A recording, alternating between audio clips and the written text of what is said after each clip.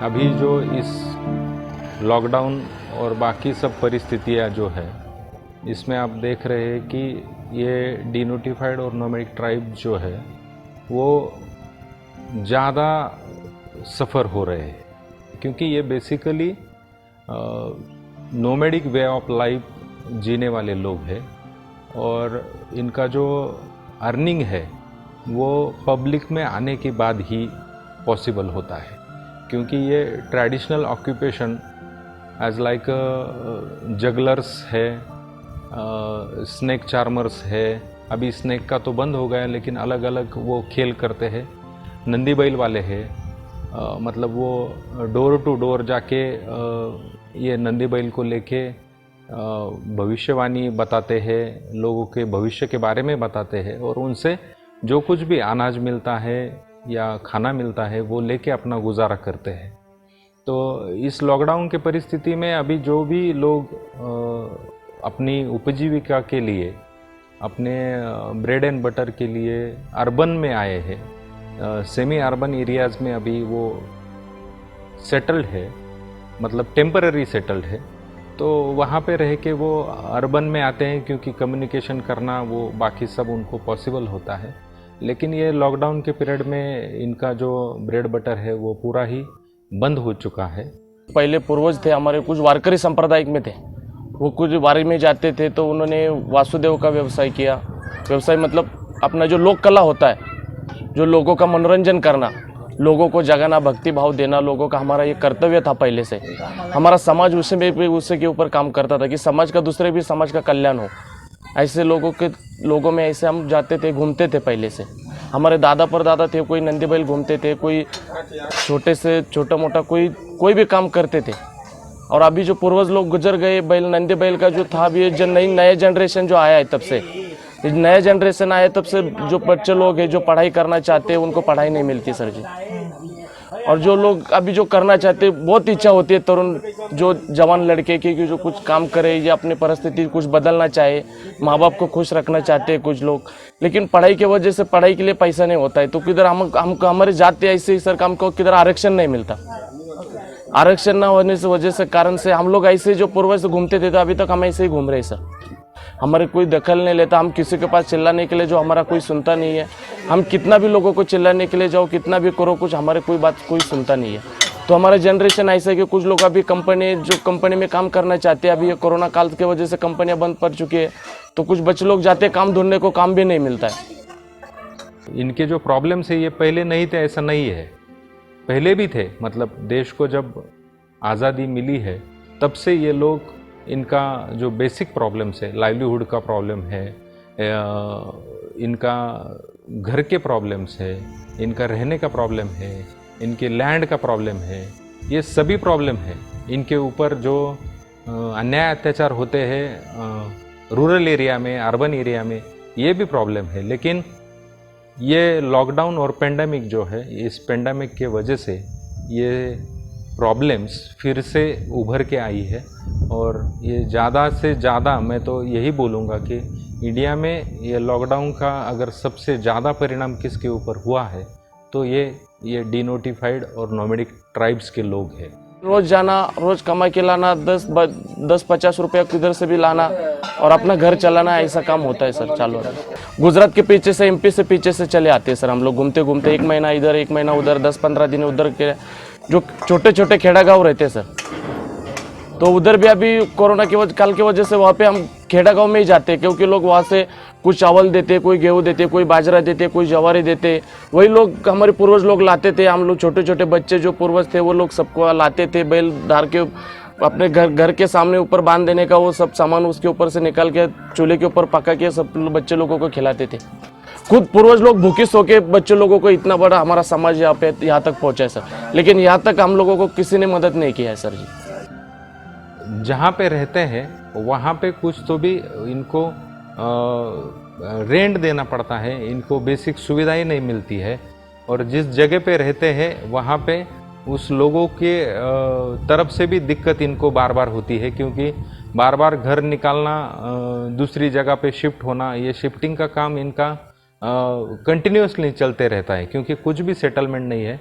और ये डिस्प्लेसमेंट के वजह से, मतलब कंटिन्यूस डिस्प्लेसमेंट के वजह से इनको अर्निंग के भी प्रॉब्लम आते हैं, क्योंकि एक जगह पे अगर किधर काम मिल जाता है तो वहाँ से अगर उठ के इनको दूसरी जगह भेजा गया तो इनका पूरा सेटअप जो है वो चेंज हो जाता है। इसकी वजह से इनको बहुत सारी दिक्कतें आती है।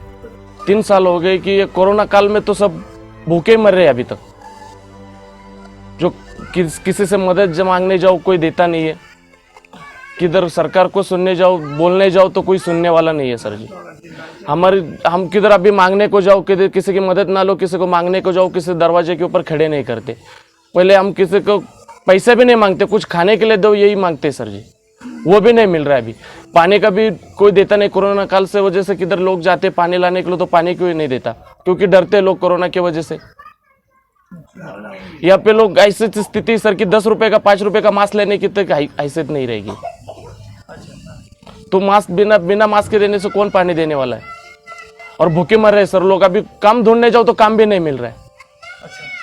तो कोई बेरोजगार है, सब लड़के सब पढ़ाई कर चुके हैं सर, पूर्वजों ने हमारे किया, लेकिन हमारे पूर्वज ऐसे सोचते कि हमने किया, हमारे लड़के ने ऐसे नहीं करना चाहिए, हमारा जो खानदान है वो आगे नहीं चलना चाहिए। इसके वजह से कुछ लोग ऐसे थे, बहुत शाने लोग थे, उन्होंने पढ़ाई किया बच्चे लोगों का, लेकिन वो पढ़ाई भी कुछ फायदा नहीं हुआ सर उस पढ़ाई का भी।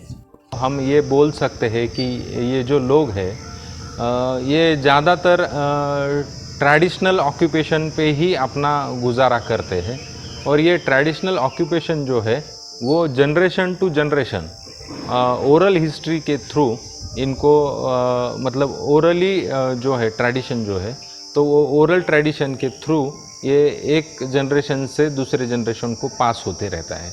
और इनका बेसिक प्रॉब्लम ये है कि मतलब ये गुजारा करने के लिए इनके पास ये एक साधन है, लेकिन हम ये बोलते हैं कि अगर डेवलपमेंट ज़ोरों से हो रही है, विकास ज़ोरों से हो रहा है, एजुकेशन बहुत सारे लोग अभी ले रहे हैं, लेकिन इन लोगों के पास एजुकेशन ही नहीं है, क्योंकि इनका एक सेटल पैटर्न ही नहीं है, कुछ रेसिडेंट का कुछ सेटल पैटर्न नहीं है, इसीलिए ये लोग एजुकेशन नहीं ले पाते हैं।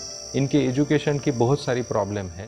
कुछ भी काम करने जाओ, खड्डा खोदने का जाओ, कंपनी में कुछ काम करने जाओ, किसी दुकान में जाओ, कौन से भी काम, बिगारी काम करने जाओ, या किसी भी होटल में जाओ, किसी कंपनी में जाओ, किसी लॉज में जाओ, या कुछ भी काम होने दो, किसी प्रकार का काम होने दो, करने के लिए तैयार है सर जी, लेकिन काम ही नहीं तो करेंगे क्या। रेगुलर जो रूटीन लाइफ है इसमें भी ये इतने ही सफ़र होते हैं, इसीलिए इनको जो दिक्कतें आ रही है वो दिक्कतें बिल्कुल भी नई नहीं है। और इनके ये कोरोना के वजह से इनको जो प्रॉब्लम आ रहे हैं, इसमें अगर गवर्नमेंट का रोल हम देखेंगे तो हम ये बोल सकते हैं कि गवर्नमेंट में जो सेंसिटिव पॉलिटिशियंस हैं, ये सेंसिटिव पॉलिटिशियंस इन्होंने हेल्प ज़रूर की है। मतलब रिमोट एरिया में भी इन लोगों को खाना देना हो, अनाज देना हो, या इनको जो रेशन कार्ड के ऊपर रेशन मिलने वाला है, ये रेशन कार्ड हम देखेंगे तो वो जिस एरिया में लोकेटेड है वहीं पे यूटिलाइज होता है, लेकिन इन्होंने वो थोड़ा फ्लेक्सिबल भी कर दिया है, उनको रेशन की सुविधा भी उपलब्ध करा दी है।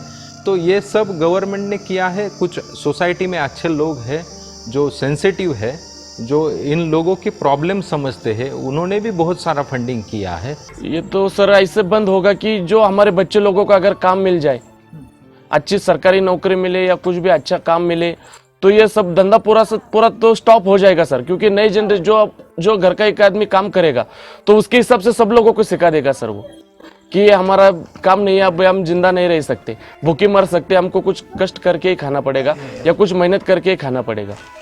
क्योंकि लोक कला है सर, ये सब बंद हो रहा है। सब लोक कला, हम लोक कला का करते थे, मनोरंजन करते थे लोगों का, कुछ 10-5 रुपये, कुछ जवारी बाजरी चावल बिवल दाल गोल जो देते थे, चपाती रोटी देते थे, वही सब मिलके लोगों का लोक कला था सब। ये लोक कला खत्म हो गई सर हमारे यहाँ। पेंडेमिक आज आया है, इसके आगे क्या क्या सिचुएशन आएगी पता नहीं है, और इस तरीके के जो आपातकालीन मतलब डिजास्टर सिचुएशन जो है, इस डिजास्टर सिचुएशन में ये सस्टेन होने के लिए, ये लोग सस्टेन होने के लिए एक कॉन्क्रीट पॉलिसी गवर्नमेंट के पास होना बहुत ज़रूरी है। इसके लिए गवर्नमेंट ने एक कमेटी भी नियुक्त करनी चाहिए, एक स्टडी कमेटी नियुक्त करनी चाहिए, अभ्यास गट हम जिसको बोलते हैं, और इस अभ्यास गट के थ्रू इनके लिए एक policy document, concrete policy document बनाना, और कंटिन्यूअस अलग अलग गवर्नमेंट के डिपार्टमेंट है, एजुकेशन की डिपार्टमेंट है, सोशल जस्टिस का डिपार्टमेंट है, या रोज़गार का डिपार्टमेंट है, उद्योग व्यापार का डिपार्टमेंट है, हर डिपार्टमेंट को इस कम्युनिटी के लिए कुछ ना कुछ ऐसे महामारी के पीरियड में कॉन्क्रीट उपाय योजना या कुछ तो भी पॉलिसी तैयार करना बहुत ज़रूरी है।